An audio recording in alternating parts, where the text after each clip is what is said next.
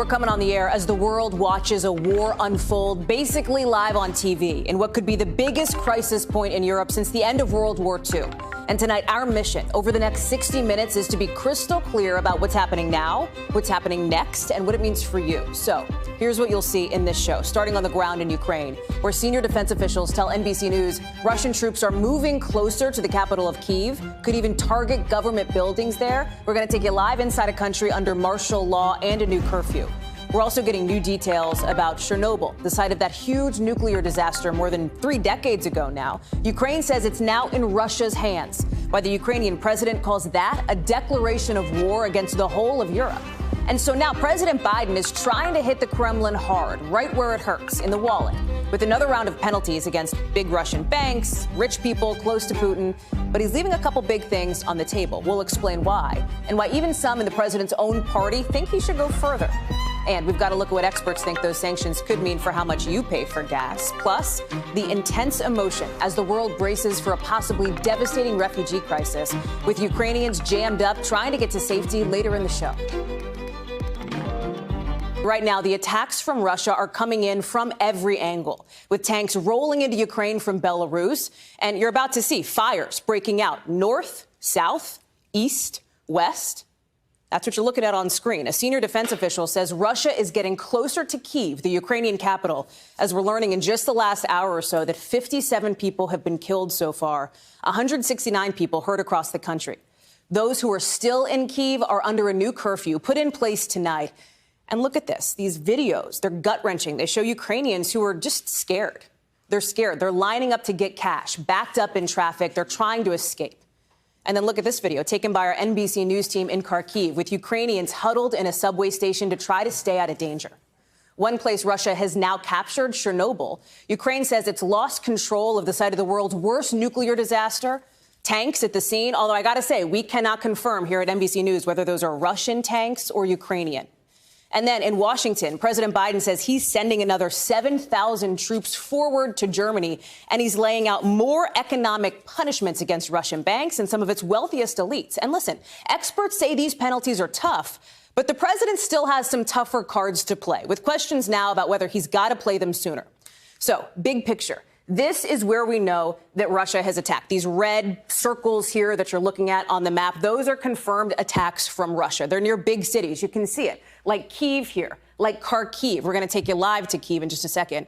Right now, U.S. sources say Russia has launched more than 160 missiles. You've got these circles. You see them here, here, and here. Those are reports of where Russian forces are building up. And then the parts that are shaded over in the eastern part of this country and down south, those are the areas controlled by Russian-backed separatists.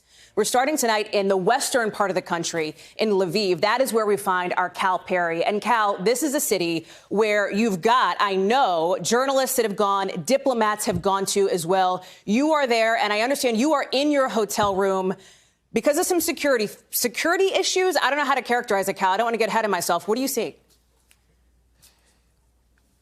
Yeah, so about an hour ago, the city decided to go into what is called blackout conditions. They gave us a couple hours heads up, and they've said for security reasons, they don't want buildings to be putting any lights into the street. So we have shuttered the curtains. We're still able to use our lights. We're not putting any light onto the street.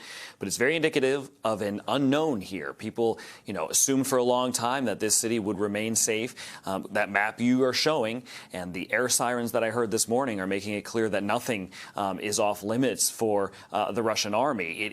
It is clearly concerning when you talk about the diplomatic missions that are based here, that were supposed to be based here. The American Diplomatic Corps was supposed to be based here. They are now in Poland. They are not going to commute back and forth anymore to Ukraine. It just serves to sort of the point that you're making. We don't know where the goalposts are on this conflict. We don't know how far the Russian army is going to take it. And so the places that Ukrainians assumed would be safe may no longer be safe, Hallie. What are you hearing from the Ukrainian government, Cal? Because there have been updates coming in fast and furious. I mentioned the number of people who have been killed so far. Right now, 57. There's real concern that that number could get even higher, depending on what Russia does next. As these defense officials are telling us, yeah, they're getting closer to basically encircling Kyiv. And I talked to one top member of Congress who said Putin's not going to stop at just encircling it. He wants it. Look, we're going to use the at least 59 people killed, at least 149 people wounded. Those numbers are going to go up. There's just no question about that. I mean, you have fierce fighting in a number of locations around the country. You mentioned Chernobyl. Russian forces quickly overtaking that area. We understand they are still in control. The other thing that went down today that was of huge importance was Russian paratroopers went into an airfield 15 miles outside of Kyiv, and for a short period of time this afternoon, they held that airfield. More than 130 helicopters landed on that airfield. The Ukrainian government, they shot down 3 of those helicopters. But it gives you an idea of the fighting that is taking place in all of these different areas of the country. And look, let's be clear to our viewers. I'm here in Lviv. Right. Aaron McLaughlin, my colleague, is in Kyiv. Matt Bradley is in another spot. Richard Engel is on the front lines. And we don't really have the ability to move around that much, right, in Kharkiv. We're kind of stuck where we are. So a big picture of what's happening, we just don't have at this point. We're only 16 hours into it. And not only do we not have kind of the full picture, the Ukrainian government doesn't have the full picture because there are cyber attacks, there are communication issues. And the first thing that the Russian military targeted were command and control centers. Right. They wanted to knock out that communication and leave people wondering what's going on. You make such an important point, Cal, because we are sort of triangulating based on reports that we are getting from you and our teams in the field in Ukraine. But even top, U.S. officials are relying on some of these reports, too. Like, for example, how much of resistance is the Ukrainian defense forces, the Ukrainian military, putting up at this point? There are reports that they are hanging together, that they are hanging tough, essentially, to try to turn back this Russian aggression. But there's a question mark of how long that lasts.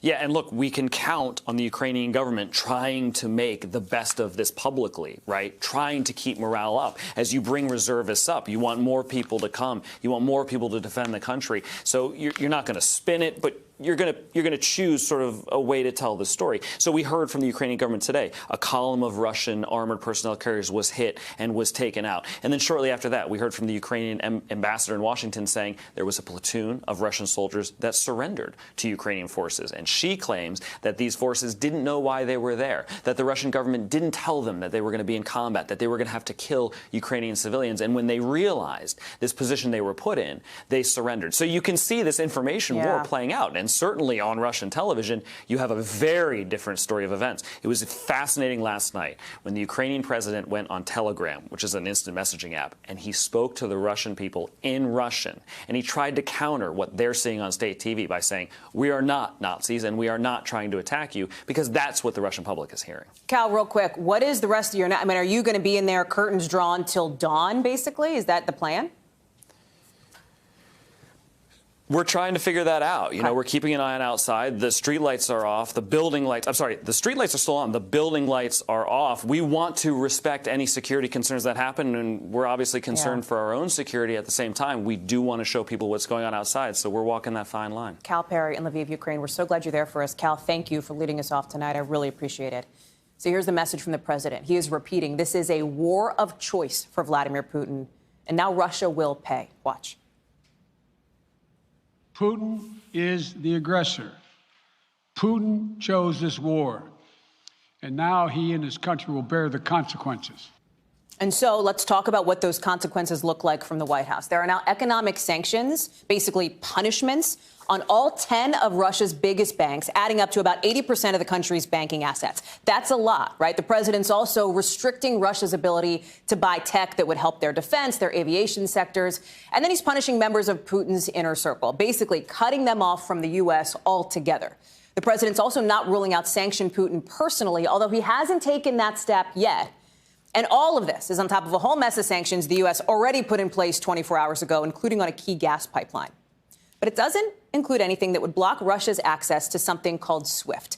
This is a system, it's European-based. It's let international banks essentially talk to one another and exchange money.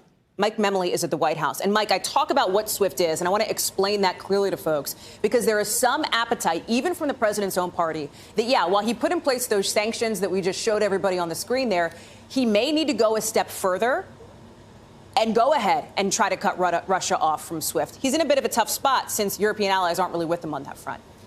Yeah, that's exactly the issue, Hallie, because as you say, some of the president's fellow Democrats want him to do that. You know, most Republicans are calling for him to do far more than he's doing. And yes, even the Ukrainians have made it clear they think that this is a step that the president should have taken by now. So why hasn't he done it? The president has been very clear throughout this process that he's moving as far as he can with unanimity among our allies. So he's taking the strongest steps he can while bringing everyone along with him. I think the big question, of course, is what happens next? If Putin escalates further, is there more political pressure to be borne on him, on our allies to go further? I think that's part of the calculation here as well. You want to always keep some options in reserve so that if Putin continues to escalate, you have other weapons to play here. But this is the clearest illustration yet of where some of the disconnect remains among our allies about how to respond. So the president delivered these remarks to the American people this afternoon after I think many people were up kind of all night long watching these developments. It turned into kind of a news conference, and our own Peter Alexander, our friend and colleague here at NBC News, pressed him about, I think, an important question. I want to play that exchange. Respectfully, sir, what more are you waiting for? Specifically, with the sanctions we've imposed exceed SWIFT. The sanctions we imposed exceed anything that's ever been done. The sanctions we imposed have generated 2/3 of the world joining us. They are profound sanctions. Let's have a conversation in another month or so to see if they're working. The president's basically saying there, give us time. These sanctions are really tough. You know, there might be some Ukrainians looking at that going, hey, Putin's attacking us now. He's encircling Kyiv. He's getting closer to Kyiv now. But, Hallie, I'll tell you why I found that answer so interesting, because when you and I were talking yesterday on your other show, on that other network, there were two briefings happening at the same time. One at the White House with Jen Psaki. She was pointing at a graphic behind her about the ways in which Russia's already fragile economy was coming under further strain, inflation going up, foreign investment drying out. And then you had John Kirby at the Pentagon saying explicitly here that Vladimir Putin's war of choice is going to result in some consequences, some hard realities for him, that he was going to have to explain to Russian parents why their sons, their daughters were coming back in boggy bags. There is a gamble here on the White House's part. There is something of a bet on democracy, even one that is very challenged in Russia, escalating slowly, the pressure building. There are some indications today, even some protests on the streets in Moscow and elsewhere in Russia today, that Putin may have some consequences if these slowly building sanctions continue to grow and continue to affect more Russians. It's unclear if that'll ever lead an autocrat to lose his hold on an autocracy, but it's part of the White House's calculation at this point. I know that you are waiting, and we're going to talk more about that, by the way, because I think that's an interesting point with Ambassador Mike McFaul later in the show, somebody who knows Russia and Putin and that dynamic well. I know you're also looking for more information from the White House, which I think we're going to get soon. It's been a long morning, it's been a long night, and no sign that that is going to dissipate here as we're looking to hear more from White House Press Secretary Jen Psaki, the national security team around President Biden, too.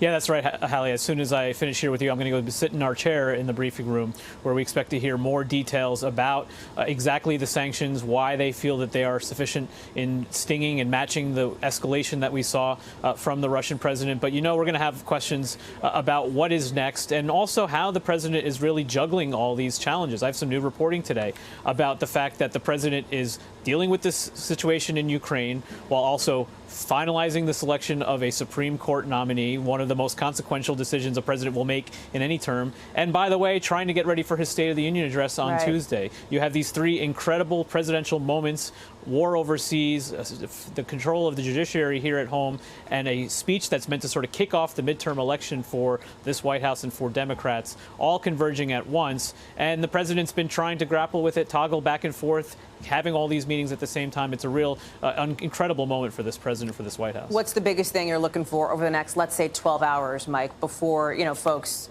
wake up tomorrow morning, basically? I'm interested in seeing more of what the White House thinks can be done to ramp up the pressure on Vladimir Putin. Are there steps here that we haven't been talking about? Because primarily we've been talking about economic sanctions. The issue of cyber warfare and the possibility of the U.S. taking some action in retaliation or in preparation for what Russia might be doing also in the cyberspace. This has been called sort of the Wild West of warfare in the 21st century. And we've heard some rumblings about it, but I'm curious to see if this becomes more public. Mike Memoli live for us there outside the White House. Mike, thank you. I'm sure we'll see you again fairly soon. I want to come back to Chernobyl, something we talked about right at the top of the show, and why the Russian takeover of that site is so devastating psychologically to folks, not just there, but but around the world. You probably know the name Chernobyl. It's that power plant. And if it's hit, right, if it's struck, it could release radioactive dust over Ukraine, over Belarus, other parts of the EU. And if that name, again, Chernobyl sounds familiar, it should. It was the site of the world's worst nuclear disaster, which happened in 1986. So check out this map here. It shows you exactly where Chernobyl is, north of Kyiv, close to the border with Belarus.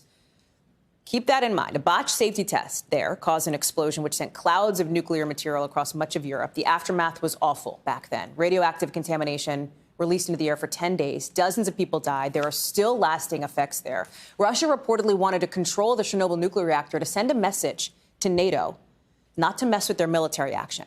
And Zelensky is calling the Russian takeover of this site a declaration of war against all of Europe. And keep in mind that map we just showed you, it's close to Kyiv. Right, it's another signal that Russia's getting closer to the Ukrainian capital. Keir Simmons joins us now from Moscow. And Keir, what's interesting about this is it is a site that perhaps while not strategically essential to Russia's invasion here, is symbolically important. Symbolically important, perhaps not symbolically important in the way President Putin may be thinking, because one of the aspects of the history of Chernobyl is that it is seen as the events around that meltdown of that nuclear reactor and the lies that were told and the way it was hidden, that is seen as one of the catalysts for the demise of the Soviet Union. So the Soviet Union that President Putin in some ways harks back to, or at least he harks back to the kind of Soviet empire, if you like. Well, Chernobyl was part of the decline of that empire. Now, of course, we're hearing that Russian troops have taken it over, so it's back in Russian hands again. Hallie, I've actually been there to Chernobyl. Yeah. It is a desolate place. There, you walk into classrooms where there are still children's toys lying around. You go to houses where there are copies of Pravda, the old Soviet newspaper, just lying on the floor in dust. There is a fairground that's not been used for decades. It's a stunning place. It's safe to go to now, apart from right in the center where the reactor is, which they have encased. Quite sophisticated science. They've encased it in order to ensure that it does not cause a danger. Clearly, a firefight or worse around that particular piece of Chernobyl. Well, and by worse I mean artillery or even missiles. Well, that would be very worrying. It sounds like it is now in the hands of the Russians, and in a way that's a good thing, because it just needs to be in the hands of somebody, assuming that they know what to do with it and how to ensure that it continues to be safe. We have to assume that. But yeah, it's symbolic more than important, but still strategically tells us something about where the Russians are in the way that you mentioned. Such a good point. Here, we're seeing you live in Moscow now. I've seen you live in Moscow since this invasion began some 16 hours ago. Can you give me a sense of what it's like on the ground? We've seen some anti-war protests there. Mike Memoli referenced that. How significant is that in your view as somebody who well knows this area? Yeah, it's well, they're now saying, according to an NGO, 1,700 arrests in 52 cities across Russia. Now, that sounds like a lot. I guess you could say it's not a lot in a country of almost 150 million people with multiple time zones. But the pictures are impressive, compelling, and maybe sending a message. Certainly the protesters will want to be sending a message. And by the way, any protests in Russia have a certain kind of impact, because everybody knows the work that has been done to crush any opposition, including, of course, Alexei Navalny, who continues to be in a prison in Russia, and actually just before this conflict started was back in court facing a potential extension of his prison sentence of 15 years. So, protests, sending a message to President Putin. Question is President Putin listening? I suspect not. That's right. Keir Simmons, live for us there in Moscow. Keir, thank you very much for being up for us. We're going to keep talking about what's going on with this Ukrainian crisis, but we have news just into us, literally in the last 5 minutes, breaking here at home. And it involves that jury in St. Paul, Minnesota, finding 3 former Minneapolis police officers guilty of violating George Floyd's civil rights. This is a trial we had been watching. Prosecutors have said that Alexander King, Thomas Lane, and Tu Tao, who were all at the scene when former officer Derek Chauvin pressed his knee into Floyd's neck, killing him, chose to do nothing. The defense had said the officers were not trained properly to intervene, claimed they did try to help. I want to bring in now, who is live in St. Paul, Shaq Brewster, here for us for NBC News. Shaq, I know this has just all developed. This verdict was just read out. Bring us up to speed. Yeah, Hallie, this jury took about 13 hours over the course of 2 days to reach this unanimous verdict. You read it. They are guilty. The three former officers who were at the scene as Derek Chauvin murdered George Floyd, they were found guilty of deprivation of rights under the color of law. These are federal charges, Hallie, and it's that weird term that you hear, deprivation of rights under the color of law. What prosecutors are essentially arguing is that for all three of the officers, they deprived George Floyd of his civil rights by not providing medical aid as he was clearly lying on the ground in need of that medical attention. For two of the officers, Tu Tao and Alexander King, they faced that additional charge and have now been convicted of that additional charge of failing to intervene as Derek Chauvin was using that excessive force. That just happening in the past couple of minutes. The jury also unanimously saying that the officers' inaction here led to George Floyd's death. That becomes important in sentencing. Now, how much time these officers are now facing in prison for this conviction? Well, that's not specifically clear at this point.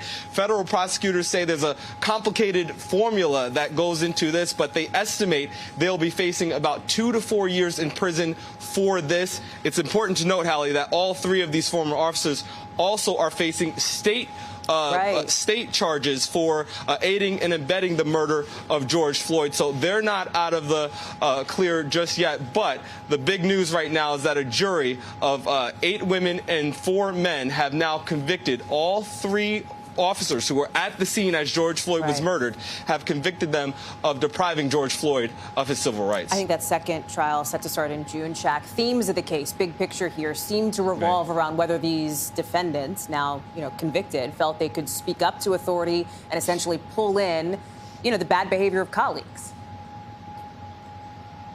That's exactly right. And if you remember that original video as George Floyd was being murdered, there was Tu Tao, who was the officer who was trying to control the crowd. He testified. All 3 of these officers testified in their own defense. Tu Tao testifying that he was trying to focus his attention on the crowd and wasn't aware of what was happening behind the car, wasn't aware of the medical aid that George Floyd needed. There was Alexander King, who was standing next or kneeling next to Derek Chauvin. He was arguing that Chauvin was his training officer, and he didn't know how, or he trusted Chauvin and didn't realize, he says, that his duty was to intervene. He says, he testified on the stand that Minneapolis Police Department failed him and didn't tell him exactly how to intervene. He was actually at Floyd's legs. And then there was Thomas Lane, and he was one who, if you watch that video or remember the initial trial, he suggested to Chauvin, should we roll him over? And Chauvin said no. Well, he was just facing that one charge of not providing that medical aid. He was saying that he didn't realize how bad George Floyd was until they rolled him over. Clearly, the jury did not believe those accounts, siding with the prosecutors here, who argued that they should have known, that the bystanders knew, and that they failed to honor George Floyd's civil rights by not acting in this situation. Shaq Brewster, and we can hear the noise behind you there, Shaq. Shaq, thank you very much for bringing us that live report on the breaking news, those guilty verdicts in that case. Coming up, we're turning back to the international news of the moment, specifically how Congress is responding now to the invasion of Ukraine and any bipartisan support for more sanctions. We're going to get the latest from Capitol Hill. Plus, more than 100 million people in this country are under severe weather alerts as a huge storm makes its way east. We've got the 5 things, and that's one of them. Next.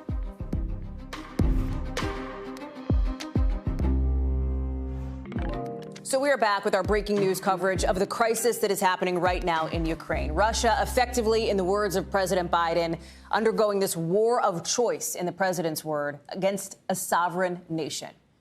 And here's the deal. If Ukrainian troops keep fighting, is it possible that a frustrated Putin could launch a huge cyber attack that could do big damage, could even trigger something more serious? That is the concern tonight from the top senator on the U.S. Senate Intelligence Committee, Senator Mark Warner. I spoke with him just in the last maybe 90 minutes or so now. Listen to the warning he gave. Watch. The very real possibility that a massive Russian cyber attack against Ukraine, for example, shutting down all the power, could result in literally shutting down power in Poland, a NATO nation, where our troops are right now, or shutting down the power in a Polish hospital on the eastern part of Poland. And suddenly you get into a gray area about potential of Article 5 violations, where if a nation is attacked, the rest of NATO has to come to their assistance. Remember, a cyber attack like this, already part of Russian playbooks. They're already being linked to hitting Ukrainian defense websites, foreign and interior ministry websites as the invasion started. The news comes as NBC News has learned President Biden has been presented with some options to hit Russia with cyber attacks on a scale we've never seen before. Those cyber weapons could potentially disrupt Russian internet, shut off power, stop trains in their tracks. Basically meant to try to interrupt Russian military operations in Ukraine. White House said the story was off base, but they didn't say what options the president was considering. I want to get to Ken Delaney, who's led the reporting on this. And Ken, let me start with that warning. Listen, pretty stark warning from Senator Mark Warner about, listen, this is a guy who is briefed by top intelligence officials on a regular basis as his role as head of the Senate Intelligence Committee. When I asked him his number one concern, that's what he said, the possibility of a cyber attack like that. Yeah, that's right. And what it would mean would, of course, depend on what sort of attack we're talking about. An attack that kills people or takes out infrastructure the way a bomb would, that's technically an act of war. But other kinds of cyber attacks that Russia could go forward with merely disrupt, like shutting down the internet, for example, or paralyzing websites with denial of services attacks, those are in the gray zone. The problem, as he articulated, is that cyber weapons can have unpredictable effects. He mentioned that, like, the malware from a cyber attack designed to turn out the lights in Ukraine could spread to a Polish hospital, which could cause deaths. Then the Russians have killed a citizen of a NATO ally. That's one of the dangers. And that's important, Ken, because, listen, if it goes across the border into Poland, you make the point, Poland's a NATO ally. Article 5 of NATO says NATO would get involved if there is an attack on a NATO ally. That is that kind of scary gray area that the senator's laying out. Right. Absolutely. And it's a big worry. It's also a worry in terms of the options that we're reporting that President Biden has been briefed on. Some people think they're incredibly escalatory. But the bottom line on this is that multiple U.S. officials and others briefed on the matter are telling Courtney Kube and me that a menu of options for offensive cyber have been presented to President Biden as a way of punishing Russia for this invasion. They also said that no final decisions have been made, but they described proposals to use American cyber weapons on a scale never before contemplated.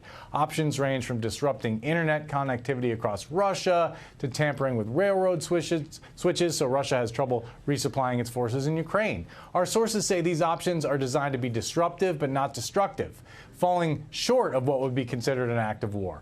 One U.S. official said the response would be, quote, harsh and measured, but not so severe as to encourage Putin to take more drastic steps. And as you mentioned, after our story posted, White House officials said it was wrong, but they didn't say in what way, and they did not deny that offensive cyber is under consideration. U.S. officials in a position to know said the story was accurate. That said, Hallie, it's possible Biden opts to do nothing on the cyber front. Either way, though, watching for Russia on the cyber front is of utmost importance at this point, even as they're engaging in a military operation, no? Yeah, and officials told us they fully expect that Russia might retaliate in cyberspace, either in response to sanctions or a U.S. cyber operation, or both. And they expect efforts to try to inconvenience American consumers, just the way the attack on Colonial Pipeline last year made it hard to get gas on the East Coast for a while. The danger here, again, we're going to this same theme, is that both Russia and the U.S. can do serious damage to one another's critical infrastructure. And that's why some experts worry that a cyber tit-for-tat could escalate very quickly into a very dangerous territory, Hallie. Ken Delaney, and thank you very much for that. So we've talked about what's happening overseas, right? We've talked about what's happening right now in Moscow, in Lviv, in Ukraine, and from the cybersecurity and national security front. Let's talk about what's happening where I'm sitting right now inside the Beltway, just steps from the Capitol in Washington, because you are seeing a response from members of Congress on both sides of the aisle who are looking at this. They're looking at what we've seen over the last 16 hours. And some of them are saying, President Biden, we'd like to see you do more, even after these tougher sanctions on Russia. One of the people saying that, Congressman Adam Schiff. He says the penalties today are just not enough. Watch. I favor going further. I favor expelling them from SWIFT. I favor imposing sanctions directly on Vladimir Putin. This is an unprecedented situation, and even though we don't generally sanction heads of state. On occasion, we do, and I think it's merited here. Senators are hopping on a call, actually, right as we were starting our show, to get an unclassified briefing from top Biden administration officials on what's happening in Ukraine. We know there's going to be action on that front tonight because the House gets their briefing later on. So listen, you now have members of the administration starting to disseminate information, and they have been for a little while now, to members of Congress. Keep in mind, they're not actually physically here in Washington. It's what you call a recess week. It means that Congress is not technically in session, so all of these members are scattered back in their districts all across the country. I want to bring in Hallie, who is on Capitol Hill, joining us now. So, Hallie, the fact that lawmakers are not in one place makes this a little bit more complex because now these calls are happening, right, or these virtual discussions are happening. Tough to get a lot of classified information across that way when you're not physically sitting together in a secure area.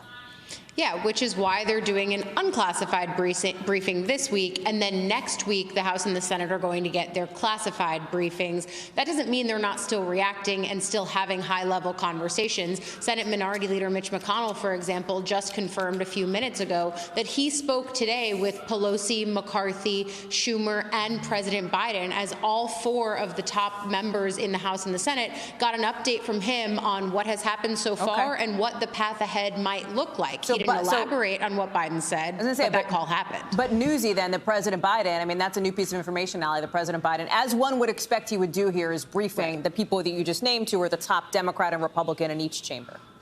Exactly, right. So another example of the ways that even as they're not in D.C., they are still getting the most up-to-date information that they can. And that extends past just those big four. It also extends to people like Chairman Mark Warner of the Senate Intelligence Committee, Chairman Adam Schiff, who you were just showing there, his counterpart on the Intelligence Committee in the House. They're all getting these kinds of high-level briefings from, for example, the head of the CIA last night, and continuing those conversations throughout the day, too. Okay, so that's what's happening now. Let's talk about, as we promised, what's happening next, specifically as it relates to sanctions on the Hill. Are people coalescing around any specific ideas? Because there's a lot out there, everything from, preventing the children of, Russian oligarchs in school in this country from going to school to sanctioning Putin himself directly, which you heard Congressman Schiff bring up. Is there consensus?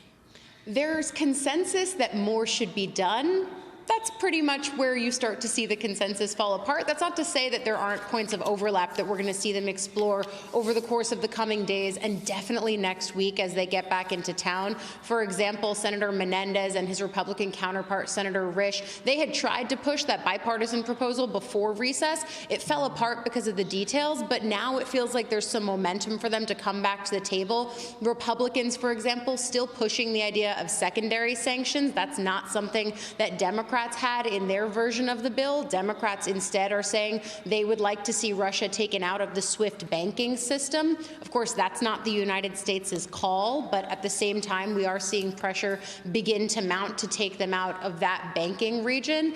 One of the other things that we're starting to hear from Republicans, and I think Senator Bill Cassidy distilled this well, is the idea of oil, trying to make this not just an economic sanctions piece, but also something in terms of an actual resource that the United States could potentially control and weaken Russia in that regard. For example, Cassidy saying in a statement that we just got a few minutes ago, taking our natural gas, shipping it around the world, lowering prices for us, by the way, creating jobs in the U.S., also denies the Russians the income they would otherwise receive, thus driving a stake in the heart of their economy. That's one of the things other Republicans have echoed. So we're seeing some ideas start to take hold here as they start to figure out what it could look like next week when they get back in town. Hallie live for us on the Hill. Hallie, thank you. We've got some news developing on the Pentagon front. We've got our Courtney Kuby scrambling to get to a camera. We're going to bring you those updates right after we get back from this break.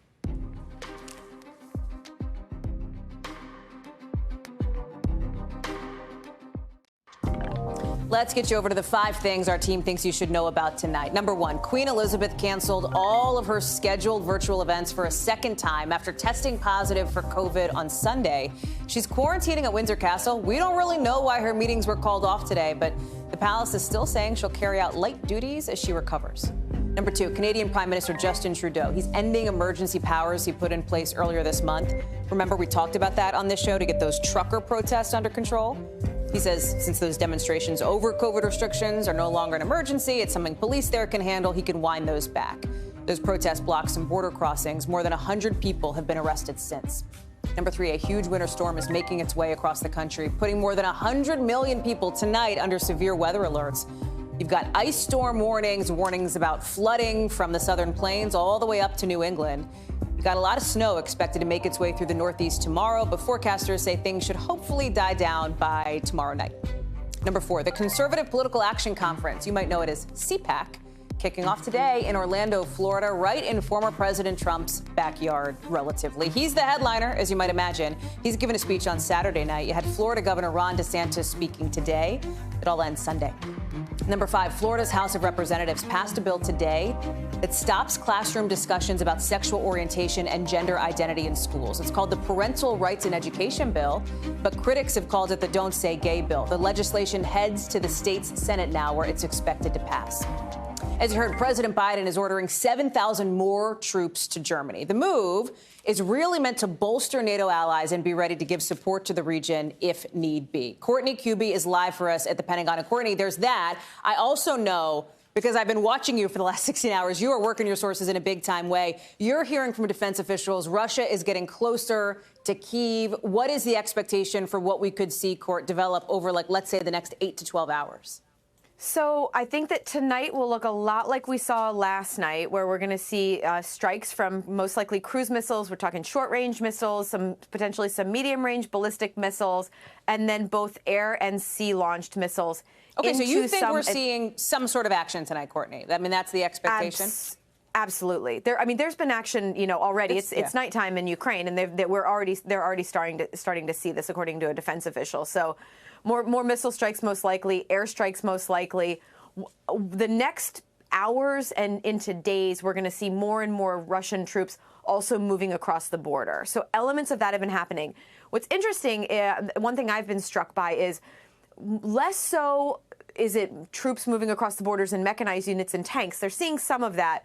But there's a lot of what they call airborne operations. So bringing Russian troops in, sometimes they're parachuting in, other times they bring them in a helicopter and drop them off, as opposed to a lot of the tanks rolling across the border. That being said, that's going to be sort of the next phase that we're going to see here. More and more troops coming across the border, Russian troops coming across. I think we should also expect to see some more artillery fire tonight. Those are the artillery, many of them are set up just on the other side of the border, targeting some of the cities and the locations right on the eastern side of Ukraine. The expectation is that the Russians will continue to target Ukrainian military infrastructure, right. Ukrainian military assets.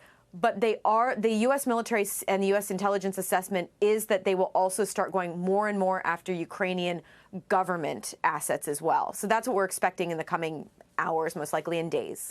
Key piece that you just laid out there, Court, though, right, is the idea that maybe they will start to go after, the expectation is, some of these government buildings, because you have the Ukrainian president, Volodymyr Zelensky, who is speaking regularly to the Ukrainian people, and not just to Ukrainians, to the Russians directly as well. This is not a government, right? This is not a president who wants to flee, who wants to leave his country and go, it seems, at the moment.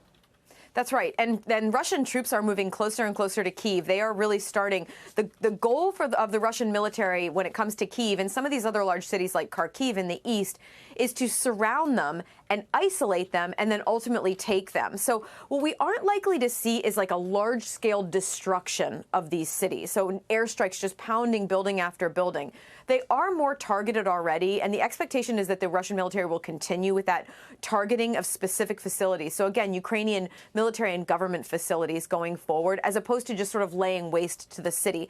One of the reasons for that actually makes sense. It's that the Russians hope to ultimately take over this country. Well, it doesn't make sense for them to completely destroy it on the way in and then have to try to govern it. But again, the concern about these airstrikes is not just the fact that they're targeting Ukrainian military, but some of these areas are in close proximity, if not co-located with population centers. Then we're talking about civilians who may be nearby, could be injured, could be killed. That's one of the things that we're watching for. Before I let you go, I have to talk about the NATO piece of this, too, because anytime we discuss troops, I feel it incumbent upon, us all to say President Biden again reiterated today, as he has all along, he says U.S. troops are not going into Ukraine to fight this war on behalf of Ukrainians. He says that is not happening. U.S. troops are going to NATO countries near Ukraine to bolster our NATO allies who are in the region, essentially. But there are some question marks, Court, right, around what the NATO response is going to be here. That's right. So I've gotten a little bit more clarity on that this afternoon. So the 7,000 troops that Secretary Austin is sending forward from the United States forward to Germany in just the next couple of days, those most likely would be used for this NATO response force when it is activated. And people are now starting to talk about that as a when more than an if. So for the past several weeks, since we first started talking about the possibility of NATO or the North Atlantic Council activating this response force, it was always said by U.S. officials and NATO officials, and even Jens Stoltenberg, even on the record, saying that they probably wouldn't activate it until after or if Vladimir Putin did conducted this large-scale invasion of Ukraine. Well, now we're in that point.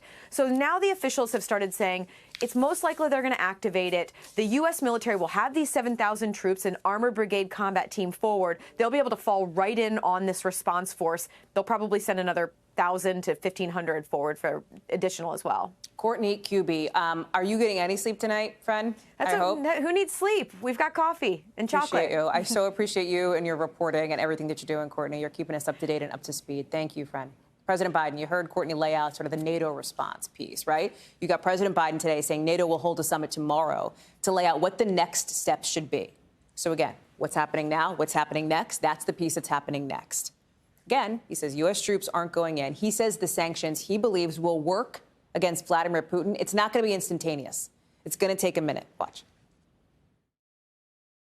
The next few weeks and months will be hard on the people of Ukraine. Putin has unleashed a great pain on them. Former U.S. Ambassador to Russia, Michael McFaul, joins me now. Ambassador to McFaul, we're fortunate to have you. I know that you have been on the phone, I think, for probably the past 16 hours straight, talking to your contacts in the region, talking to people about this.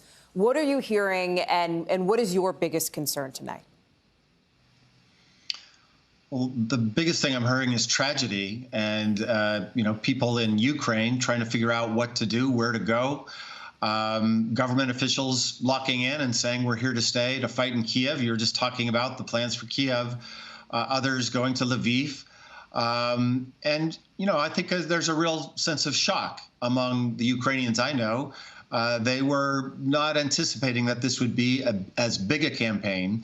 And the thing that worries them most is what Putin said on the eve of launching this attack. He said two very dire things. He said a third thing that was dire about nuclear weapons, from my point of view, but two for Ukrainians. One, he said, we are going to demilitarize Ukraine. That means wipe out the Ukrainian army, wipe out the Ukrainian military, full stop. And two, he said, we are going to do denazification. And that is a code word, a horrific word, because there are no Nazis ruling Ukraine. Let's be clear about that. But that means that he is going to do regime change. He is looking to topple the regime in Kyiv. President Zelensky and his government, and from what reporting we've been doing and you've been doing and putting the dots together, it sounds like they're going to round up the people that were responsible for what they call the revolution of dignity in Ukraine that happened in 2014. Remember, back then, that was the revolution, the mobilization against Yanukovych that President Yanukovych, somebody that was close to Putin at the time, that eventually led Yanukovych to leave the country. He's in Russia right now. And I think Putin wants to roll that back. He wants to correct the record. I wouldn't even be surprised if he brought Yanukovych back as president if he takes Kyiv. And that's very scary if he's toppling the regime and also arresting those people that were responsible for that revolution. Those are people, Ambassador McFaul, who are your friends or colleagues. That's right.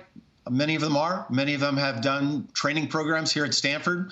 I've been in touch with many of them over the last several weeks, well, several years, to be honest, but especially these days. And it's a very scary thing to think that this not only is this war coming to get you, but they're coming to arrest you. And I just want to remind everybody, these are common tactics that we've seen from the Russians, from the Soviets, right? If you remember 1945, this is what they did when Stalin took over Eastern Europe.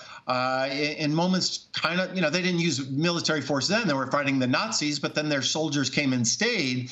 But there were the intelligence services, right? The KGB was a different name back then, but that came in and arrested people and killed people and then put in their puppet regimes, their puppet communist leaders.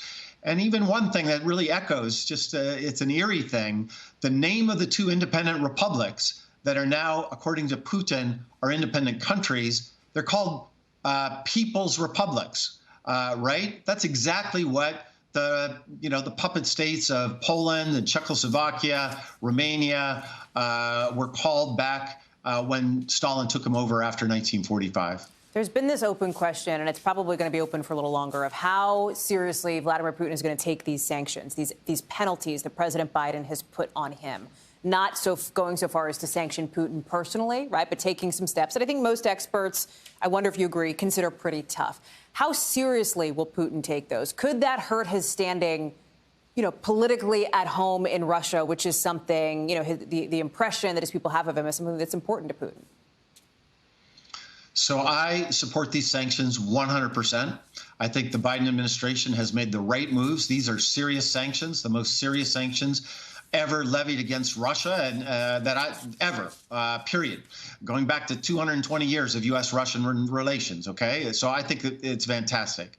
At the same time, and we need to be able to have these two thoughts in our head at the same time, okay. I do not predict that these sanctions or even future sanctions, including sanctioning Putin, by the way, I think we're spending a little too much time on that. That's more of a symbolic thing than something real. But even if there are more sanctions, I predict that they'll only have an effect on the economy measured in months, if not years, and pressure back on Putin also will take a long time. Because remember two really important things about Vladimir Putin's Russia. Number one, it's a dictatorship, not a democracy. And number two, all those companies that we're sanctioning, all the leaders were appointed by Putin, not the other way around. They're not independent oligarchs. They're dependent on Vladimir Putin.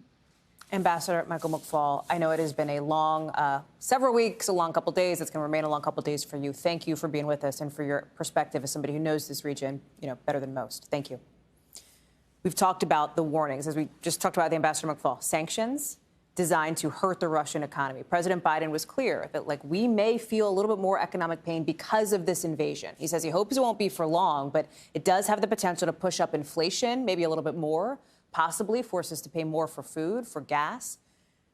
Everybody's looking at the price of oil right now. Could hit $120 a barrel. That's a lot in the landscape of these kinds of things. That could push gas prices for most of us over $4, and that's just the average. If you're watching and you live in California, you're already paying $5 a gallon. You also have a lot of us this morning who woke up, maybe didn't want to log on to look at your 401ks. The markets ended up, actually, a fairly decent amount. I want to bring in Jolene Kent, who covers business, all things related to business for us. Help us put this in perspective, Joe, in super plain English, right? Because, yes, there's a lot of geopolitical importance to what's happening here as it relates to energy and Russia and this invasion, because Russia is such a big producer of oil and natural gas. We don't import a ton of that. Mm-hmm. Why would we see our gas prices go up? Explain that. Yeah, it's all about the supply and the demand here in the U.S. And so you're right. Europe really is much more reliant on Russian natural gas. But the president today saying that they're going to coordinate with other countries to increase supply and release that, and also release some of the reserves here in the U.S. But that would only provide some temporary relief. But it did calm the markets down. Last night, as the invasion was unfolding on live television, you saw the price of oil go above $100 a barrel for the first time since 2014. Then it came back down as the sanctions were announced. So there was a calming effect. But I want to remind you, AAA, the average price of a gallon of regular is $3.54 right now. And most people don't have a cushion. They don't have a savings. So any sort of upward movement in that price is really going to hurt people who are living paycheck to paycheck, which is most Americans. So even if the impact is more minimal than some of the analysts are anticipating, it's still going to hurt. Should we just be buckling up for a bit of a roller coaster ride on Wall Street, Joe, given all the volatility that we're seeing overseas?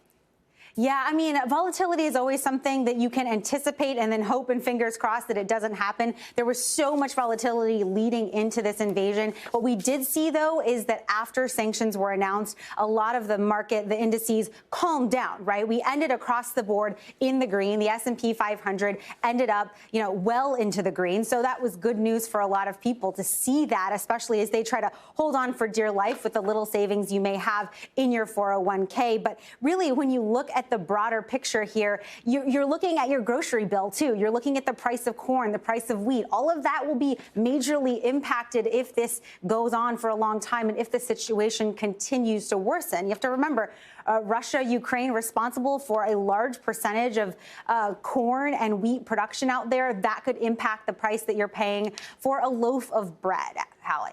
Joel and Ken, thank you very much for that breakdown. I appreciate it. Up next, we're looking ahead to what could happen to the people of Ukraine as they try to escape these attacks from Russia. More on what could become a humanitarian crisis after the break.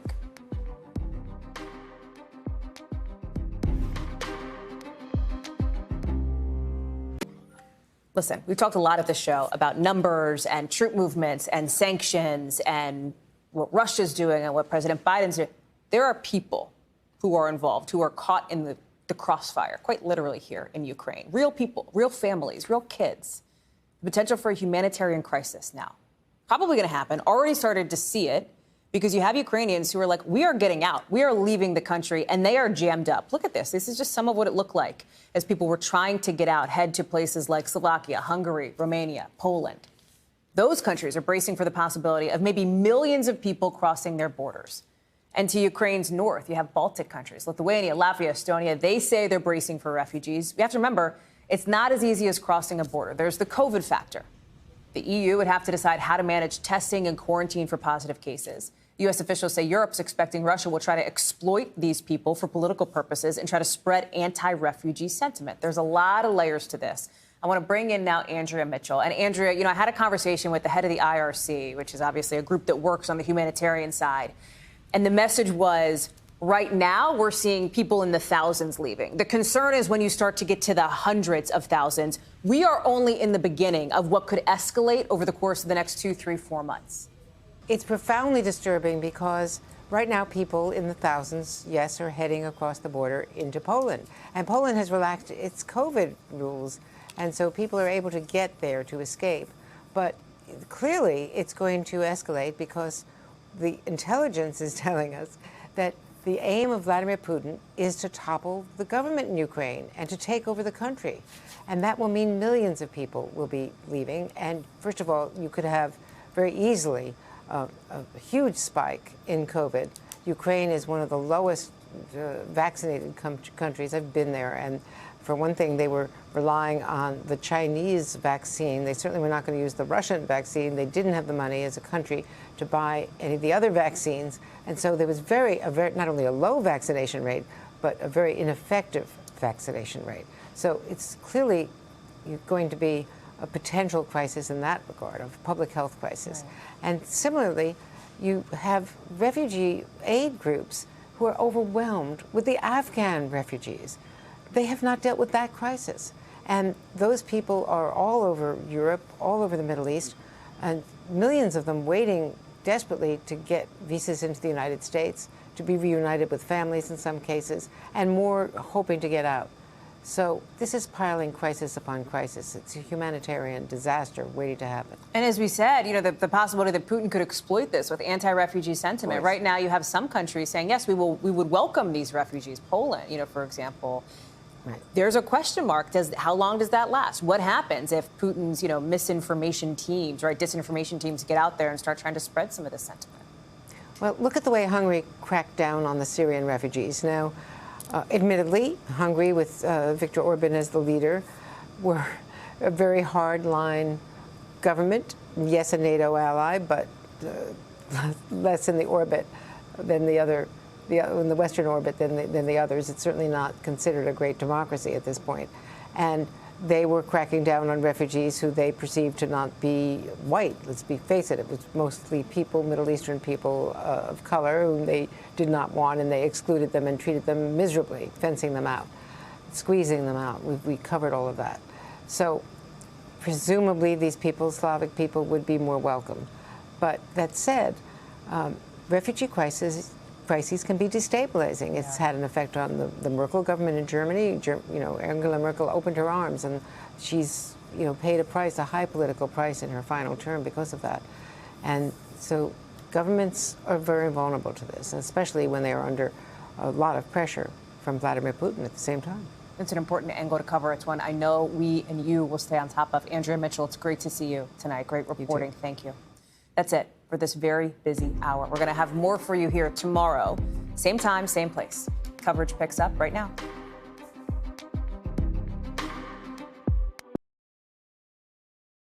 Thanks for watching our YouTube channel. Follow today's top stories and breaking news by downloading the NBC News app.